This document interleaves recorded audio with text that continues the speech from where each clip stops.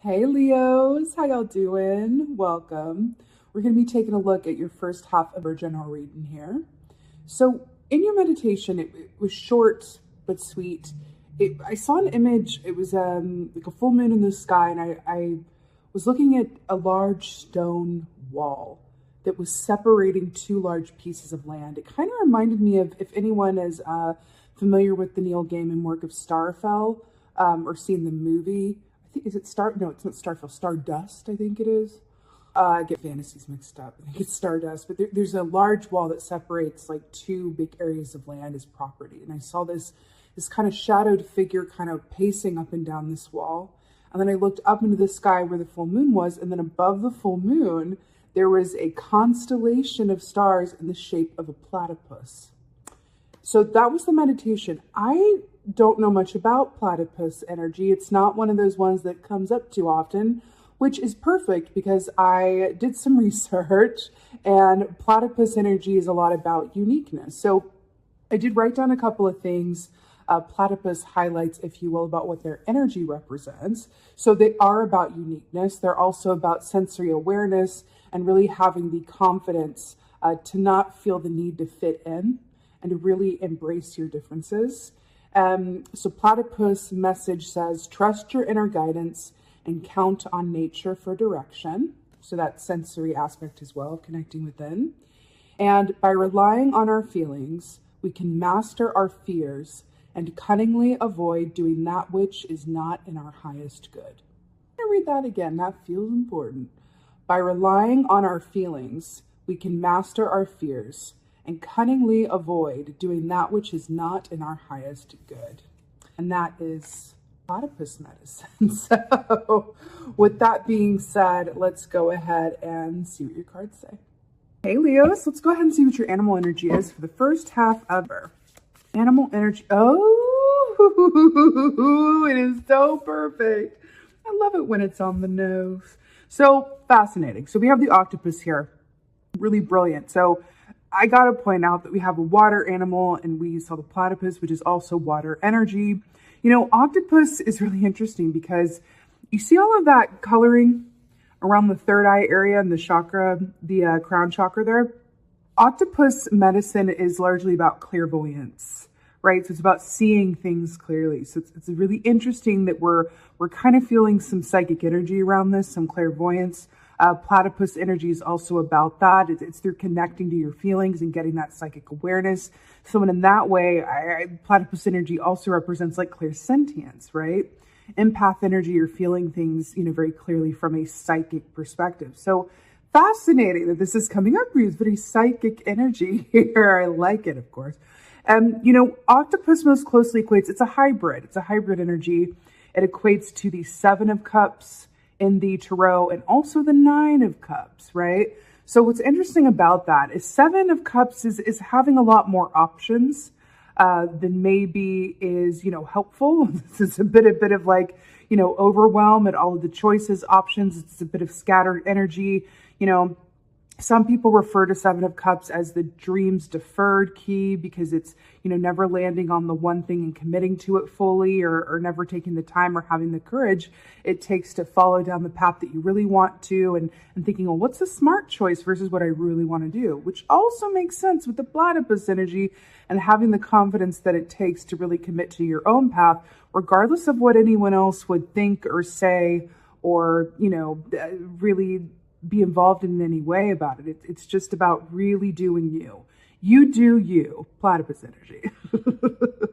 Now, how it relates to Nine of Cups is fascinating because Nine of Cups we know is the wish fulfillment key, and it's having, good fortune and abundance, right? So Seven of Cups is a bit of the shadow energy of octopus. And if we can get through the Seven of Cups energy, focus on what we really, want to work towards from a place of truth, right? Our hearts, in other words. Then we get to graduate to the Eight of Cups where we're leaving behind the rest of those cups that, are not going to work for us or that we don't really desire, which then gets us to the Nine of Cups, the wish fulfillment. So the shadow aspect of this is remaining in the Seven of Cups and never graduating to the Nine of Cups experience. So this has an inherent sense of that choice as well. So it's a really beautiful energy, octopus. with that being said, let's see what's going on. Platypus energy, it's fascinating. It's just not one that's, I don't know if it's ever come up before. You learn something new, right? I like it. Okay, so we have the Five of Wands here. We're doing the Edgar Allan Poe tarot deck today. Don't you love it? I really love it. Interesting, there's like a stone side here. It was kind of like the wall that I saw in the meditation with the big stone wall. So Five of Wands, traditionally speaking, it of course is fire energy. Like you, 5 is the number of change as well. So Five of Wands is very much about internal conflict and external conflict. This is something that can be felt internally. Like I have resistance within myself. I don't feel at peace. Or externally, it can be, competitive energy or just being at odds with yourself or others, right? It's interesting how this is depicted here. It's it's kind of like this naughty little jester has created like, a very morose chandelier of screaming, burning people, right? It's interesting here because we can look at this and say like, oh, that looks like a terrible time. But the energy that I'm getting this for y'all with everything that's come before with the platypus and the octopus, it feels very much like, you could look at this from the realm of like, what a creative solution to a problem. You're lighting up a space in a chandelier formation while at the same time taking care of, these people who like, I don't know, I guess need to be restrained in some way because they're making too much trouble on the ground. And the point is, this can be like a perspective shift for you, right? But I also have a feeling that around this, because fire is about transformation and change, there's an aspect of you coming in here where it's like, what aspect of you is this naughty joker up here who can kind of have this bird's eye view, and this is kind of representative or representing all of your fears or all of your thoughts that, are like, can I do that? Should I do that? When will that happen? And then you're up here just sort of like, you know what, I'm going to rise above that and just not have that resistant energy within myself and just follow the moment as it feels joyful, right? And see where I end up. It's an interesting one. It's an interesting one, Libra. Let's see what else is going on. Okay, I was just admiring this card this morning. I think this is my favorite. No, I know this is my favorite depiction of the Two of Swords that I've ever seen. I'm so obsessed with this. I love that you just got it. So here we have the Two of Swords with a full moon. Remember, I saw that in your meditation. We've got Mr. Edgar Allan Poe himself. This is also a, I think it's a moth, but I think it's called like, is it the death moth or the skull moth? I forget, but it's really, really beautiful with the Two of Swords here. So traditionally speaking, right, swords rule the realm of the mind.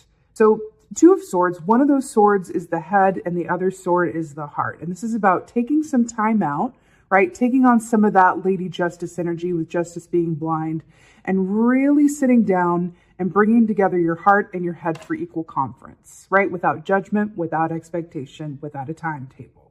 Going, okay, in stillness, there are answers.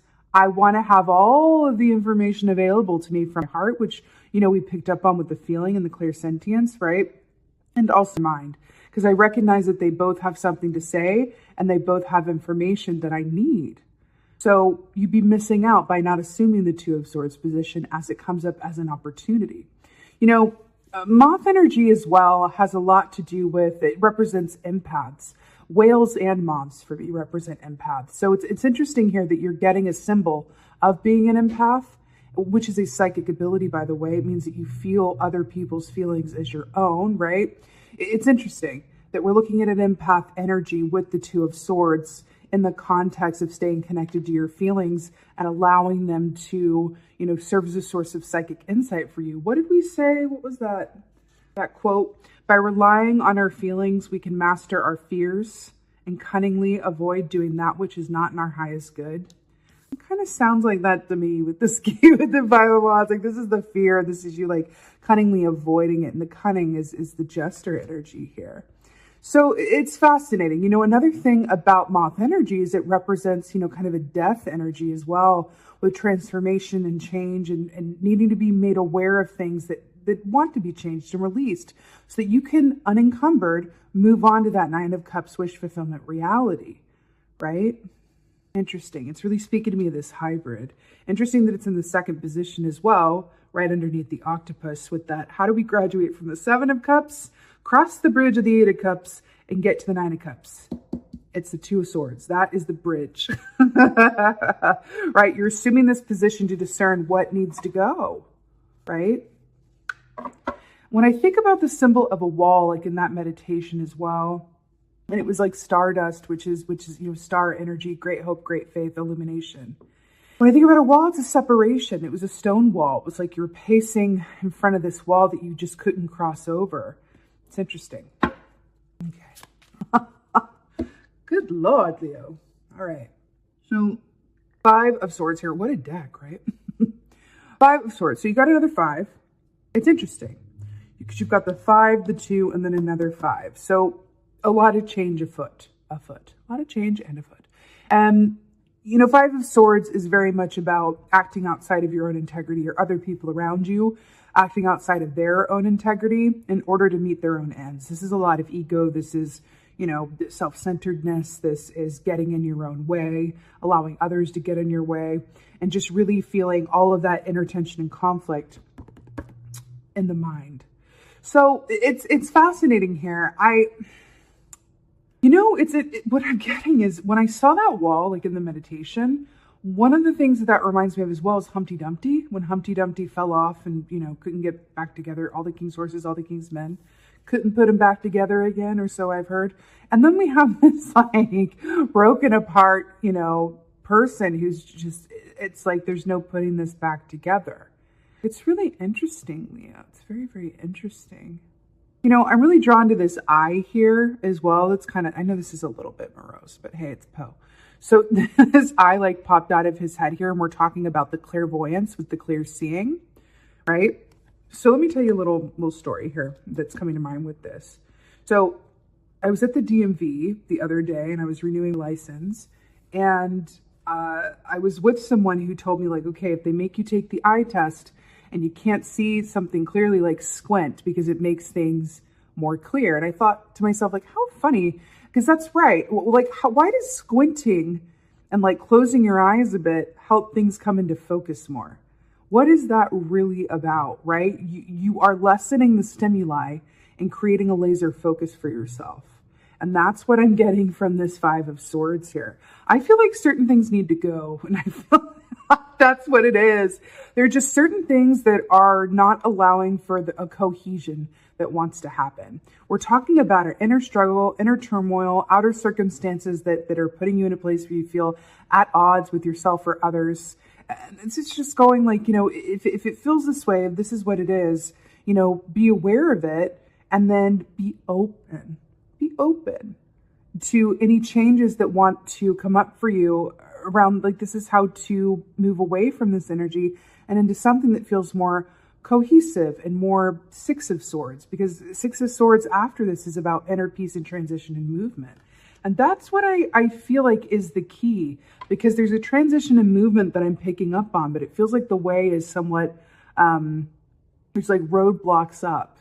And I feel like part of that is like a divine sort of influence on it, saying like there's some information that you need before you can breach this obstacle and go down this path. There's certain things that want to change. There's certain things you need to know. There's certain epiphanies that need to happen. There's certain feelings that need to be expressed and brought into the light of day, right? So there's more information that wants to come through to you, and some decisions that want to be made. And it feels like that is what's going to get you to the other side of that wall, whatever that wall represents for you. Let's get some advice. Why don't we? Get some advice. Oh, well, that was quick. Oh, hilarious. Oh, look what's on the bottom. Six of Swords from a different deck. Six of Swords, what we were talking about. So you got the Five of Pentacles. It did come up in reverse. I'm going to hold it in the upright for the sake of the visual. Another 5 here. Triple five. 5 times 3.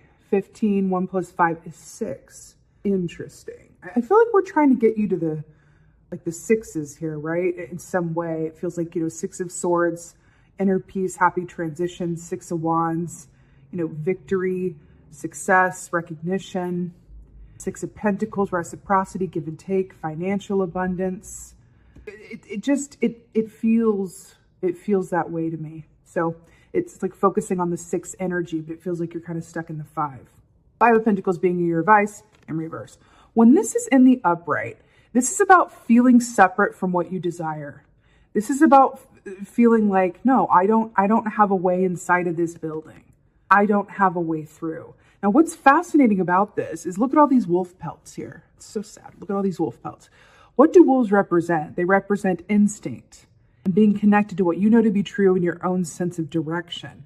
They are pure instinct wolves. They do not get in their head. They don't ever think. I mean, it's very, very clear. They know what they know. They're connected. They move as one. That's the pack mentality. So it's fascinating that that's coming up in this way, and you're getting it in reverse as your advice. You know, I feel like your advice is to know and embody and choose to believe that separation is a construct and not reality, meaning you are never separate from what you desire or where you want to be or how you want to feel. You are never actually separate from it. And I know saying that, it's like, well, that's really easy to say, but what is that?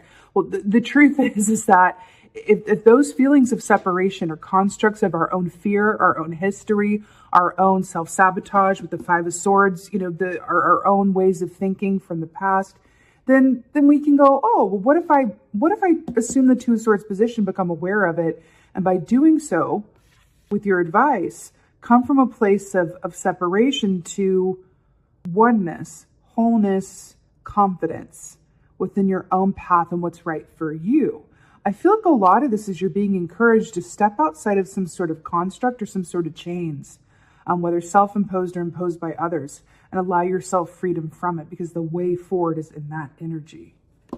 I'm also hearing with this to catch yourself when you're with your thoughts as well, with thinking,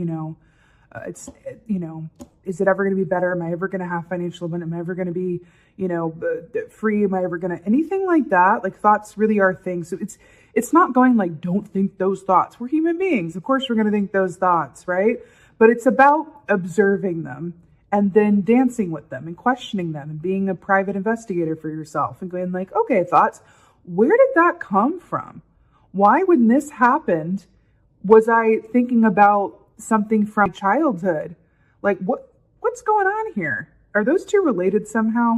Like, observe those thoughts. They're going to hold a lot of information, and I dare say it, even freedom for you. Okay, which is 6 of Swords. Okay, let's get an oracle. Ooh, I love it. I love it. So you got the Camel Boy. Number 8. Oh, 3 plus 3 is 6. Fascinating. So it says small steps asking for help. I think this is brilliant advice. Small steps asking for help. You know, we were talking about this, about connecting and asking those questions, but I'm also getting from this, like, you can talk this through with whoever's around you that's a support team, but I'm getting to turn to spirit, turn to ancestor, turn to God, whatever this is for you, your higher self with the, 2 of Swords. That's what we're doing when we assume this position, right? So it's asking for help, but it's also going, okay, I really would like to find relief around this. I'd like an answer around this. I'd like to move forward. I'd like to end up here, whatever this is for you. Base it in feeling and then ask for help from there. So instead of like, I want to get this job, I want to make this much money, I want to move to this place, with the platypus energy, I'm getting to focus it around a feeling. I want to feel content. I want to feel peace. I want to feel happy. I want to feel secure. Whatever that is, the feeling is going to inform just about everything else. Because if what you're wanting to feel is, for example, peace, maybe the job that you think that you want is not going to give you that. Maybe the relationship that you're in is not going to lead to that. Maybe the whatever, ABC, XYZ. So if you open it up a bit, right? This is the funny part about manifestation. It's like, well, we need to be specific, but not overly specific, right? Because you're also co-creating this, with a power, a source, an aspect of yourself that can see a little bit further down the road than you can. It's like, you know what? I want to feel happy. I want this. We're going into a new year. I want this to be my happiest year yet. I want this to be the most peaceful year yet. I want this to be whatever it is for you. But it's connect it to a feeling. Just try it. Connect it to a feeling and then see what inspiration comes as a result of that, right?